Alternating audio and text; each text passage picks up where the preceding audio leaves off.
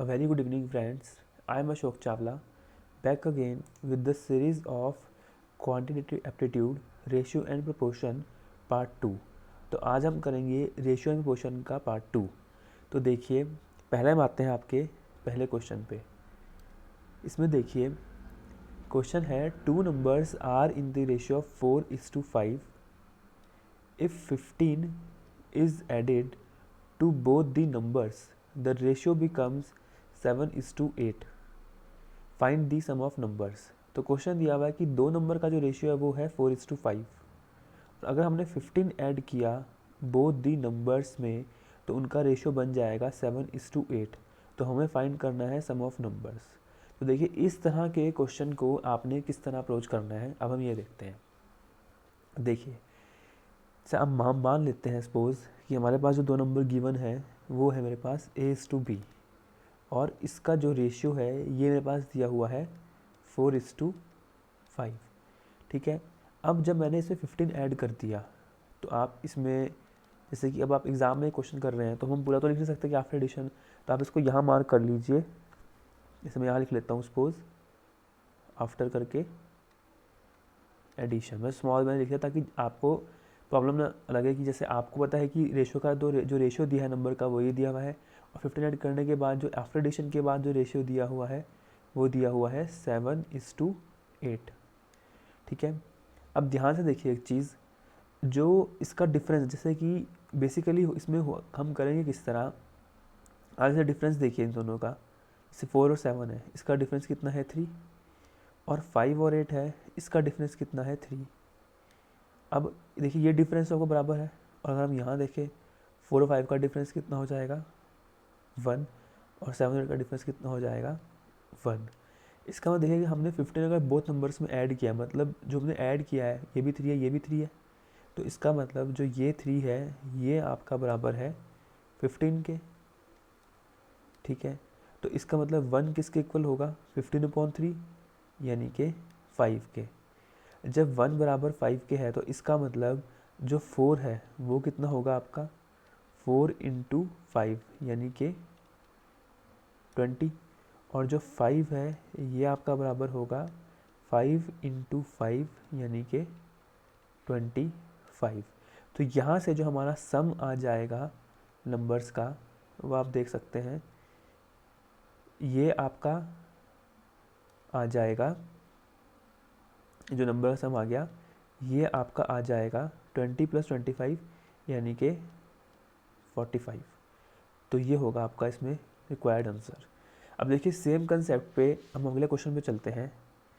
यहाँ देखिए, यहाँ क्या गिवन है, two numbers are in the ratio of 5:7 when each number is increased by 30 the ratio becomes 4:5 find the numbers.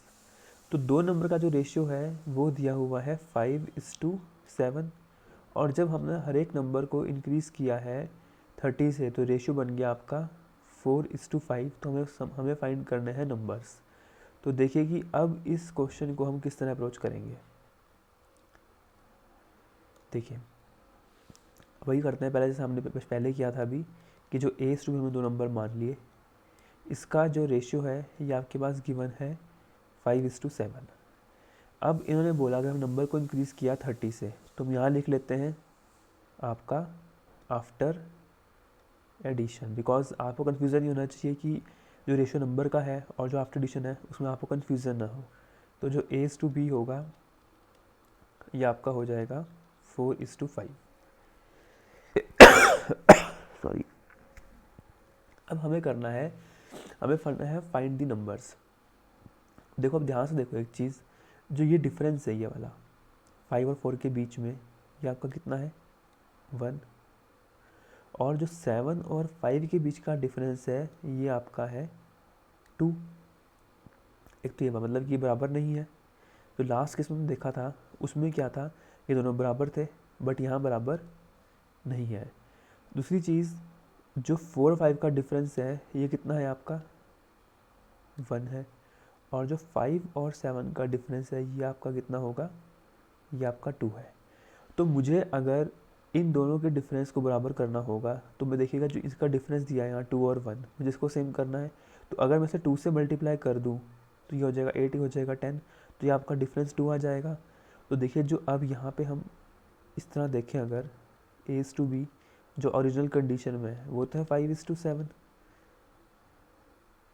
ठीक है। और जो A/B है आपका आफ्टर एडिशन के बाद, वो आपका हो जाएगा जब हम 2 से मल्टीप्लाई करेंगे इस टर्म को, जब हम मल्टीप्लाई करेंगे 2 से, ये देखिए जब हम क्या करेंगे, जब हम इसको मल्टीप्लाई करेंगे यहाँ पे 2 से मल्टीप्लाई बाय 2, तो ये आपका यहाँ आ जाएगा 8 और यहाँ आपका आ जाएगा 10। अब ध्यान से देखिए जो इसके बीच का डिफरेंस है ये कितना है आपका 3 है, और जो इसके बीच का डिफरेंस है ये कितना है आपका, ये भी 3 है। फिर ये जो डिफरेंस है आपका ये वाला, ये भी आपका 2 है, और जो ये डिफरेंस है आपका ये भी आपका 2 है। तो इसका मतलब ये कि जो ये 3 है ये आपका बराबर होगा 30 के। तो यहाँ से जो 1 आपका आएगा वो आपका आ जाएगा 30.3 यानी कि 10। जब आपका 1 बराबर आ गया है 10 के, तो इसका मतलब 5 किसके बराबर होगा आपका, 5 आपका बराबर होगा 50 के, मतलब 5 × 10 यानी कि हो जाएगा 50। और जो मेरा 7 होगा ये आपका इक्वल हो जाएगा 7 × 10 यानी कि 70। तो इसका मतलब आपका एक नंबर तो आएगा इसमें 50, और एक नंबर जो आपका आएगा ये आपका आएगा इसमें 70।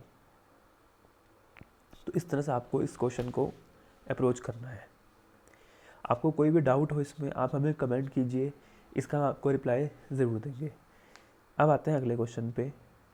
देखिए इसमें दिया है ages of Ram and his son 5 years later will be 5:2। 3 years ago the ratio of their ages was 7:2। Find their present age. देखिए ये बहुत अच्छा क्वेश्चन है, इसे आप बिल्कुल ध्यान से समझिए, और बेटर होगा कि अगर आप इसके नोट्स तैयार कर रहे हैं, पहला वीडियो को एक बार सिंपली देखिए, फिर आप जब दोबारा इसको देखेंगे एक बार, तो आप इसके तब अपने नोट्स तैयार कीजिए ताकि आप पहले समझ जाएं, फिर आप नोट्स तैयार करते करते आपको और ज़्यादा क्लैरिटी इसकी हो जाए। तो देखिए इसमें क्वेश्चन दिया हुआ है कि जो एजेस हैं राम और सन की 5 years लेटर, वो आपकी दी हुई है 5:2, और 3 years एगो जो दी हुई है ये दी हुई है आपकी 7:2। तो हमें निकालनी है उनकी प्रेजेंट एज। अब इसको हमें किस तरह से अप्रोच करना है, तो देखो जो राम और सन की जो एज है, ठीक है, वो 5:2 है। कब, 5 years लेटर, मतलब आज से 5 साल के बाद, 5 years लेटर मतलब 5 साल के बाद, ठीक है। और 3 years एगो राम और सन की एज जो है ये आपकी है 7:2। ये कब है आपकी, -3 year, मतलब 3 साल पहले। अब आप एक चीज़ ध्यान से समझिए, इस तरह के क्वेश्चन को आप देखिए। पहले तो मैं आपको एक छोटी सी दिखाता हूँ, आपको एक चीज़ दिखाता हूँ पहले मैं। देखिए जैसे मैं एक लाइन टाइमलाइन ड्रॉ करता हूँ, आप ये लगा लो कि राम और सन यहाँ पर हैं आज, ये इनकी प्रेजेंट सिचुएशन है, मतलब प्रेजेंट एज है। अब इन्होंने बोला है कि एक तो जो 5 साल बाद है, एक इन्होंने बोला है जो 3 साल पहले है, वो अलग अलग है, मतलब अलग ही होगी। तो 5 साल बाद जो है वो कितनी है इसकी, 5:2 है, और जो 3 साल पहले है ये आपकी है 7:2।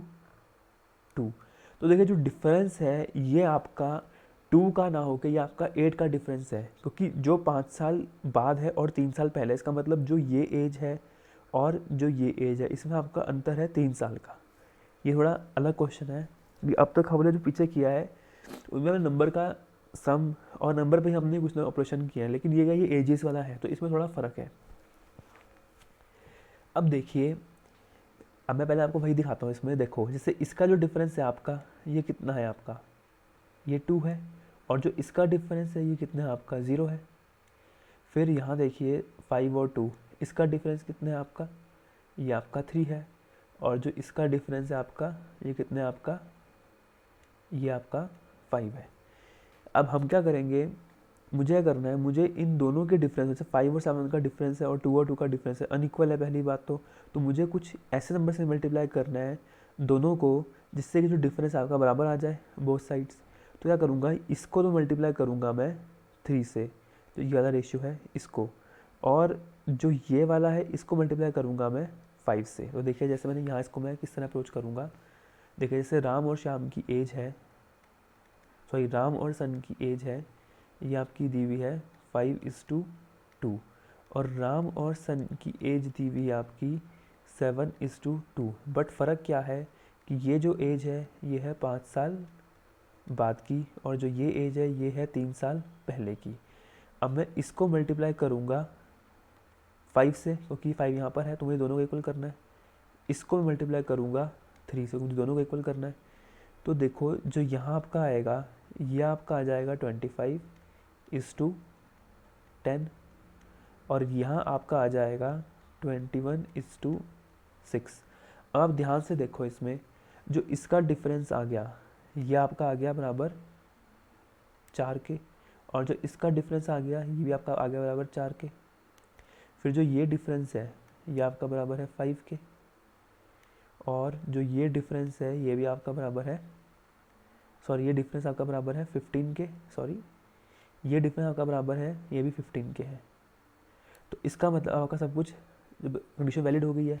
लेकिन इन्होंने ये कहा है कि ये जो डिफरेंस है, देखिए ये क्या, ये 8 साल का डिफरेंस है, इसका मतलब जो ये 4 है ये आपका 4 बराबर होगा किसके, 8 के, और इसका ना आपका 1 बराबर होगा 2 के। तो पहली चीज़ तो आपकी ये आ गई। अब हमें निकालनी है उनकी प्रेजेंटेज। अब आप एक चीज़ ध्यान से समझो, जो राम की एज है, मतलब जो राम की एज है कब की, जो आपकी 5 साल बाद की है, वो आपकी कितनी होगी अभी, ठीक है। तो वो आपकी हो जाएगी 5:2 सॉरी, ये आपकी हो जाएगी 5:2, नहीं सॉरी, इसमें मैं करेंगे हम इससे मल्टीप्लाई ना करके, हम इससे मल्टीप्लाई करेंगे कि आपने इसमें रेशियो लिया है। मतलब ये देखिए आपकी जो कंडीशन है अभी, वो ये वाली कंडीशन आपकी जो है अभी वैलिड है। मतलब ये हम देखते हैं, हम इस कंडीशन में वर्क कर रहे हैं, ठीक है। तो अभी इसके हिसाब से जो आपकी प्रेजेंटेज होगी राम की, वो आपकी हो जाएगी 25:2 यानी कि 50, और जो यहाँ हो जाएगी शाम की एज, ये जाएगी 10:2 यानी कि 20।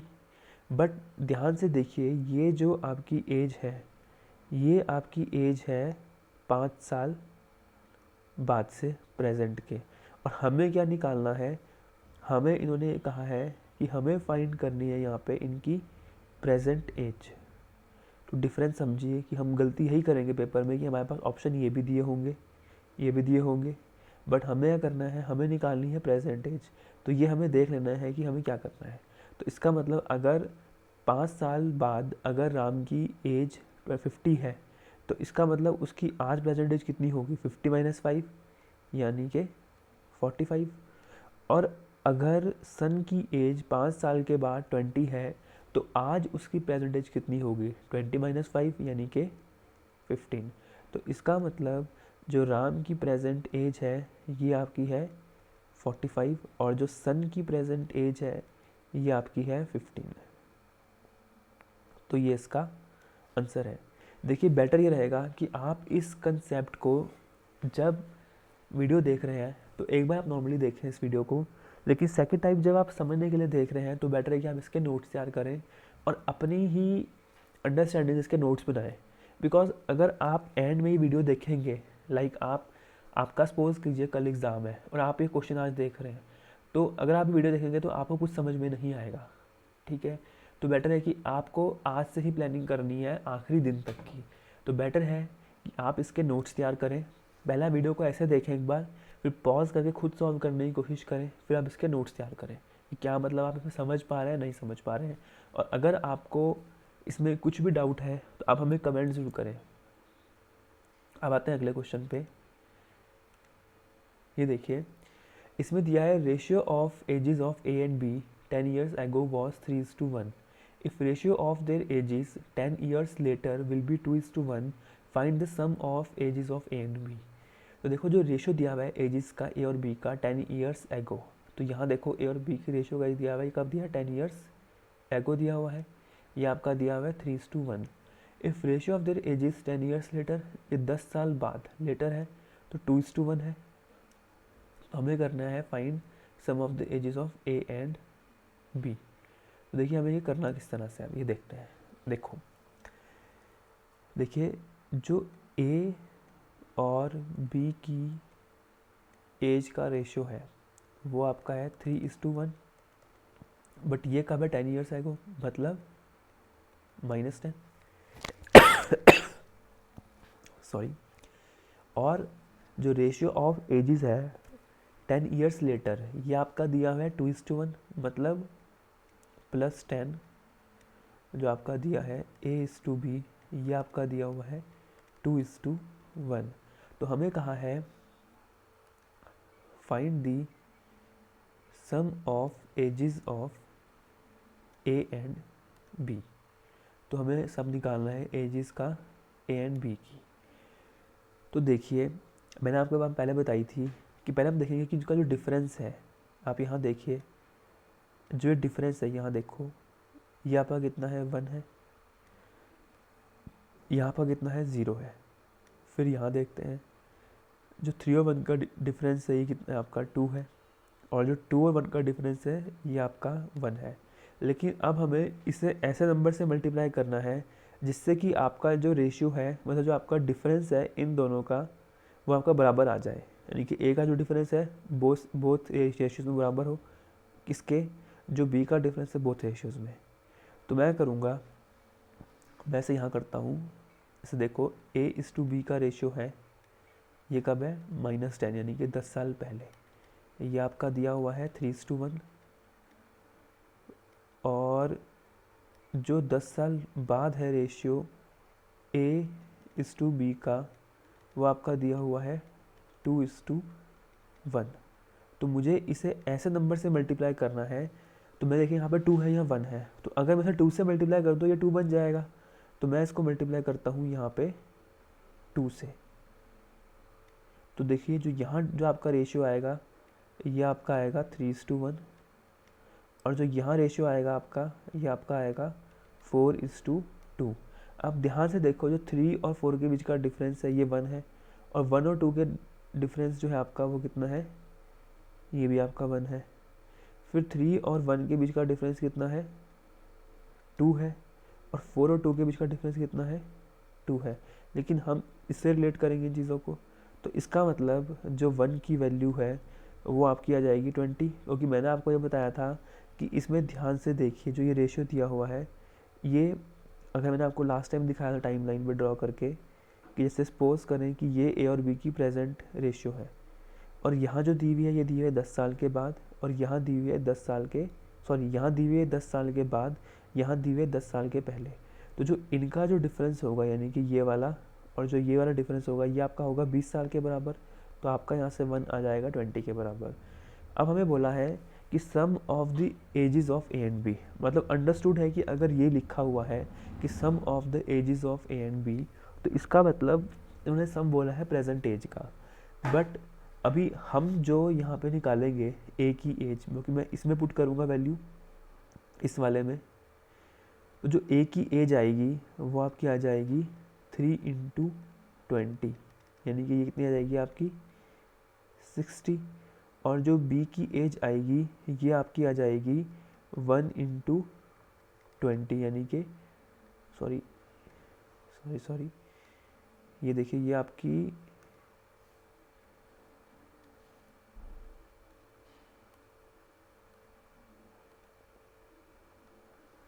आपकी आ जाएगी 20।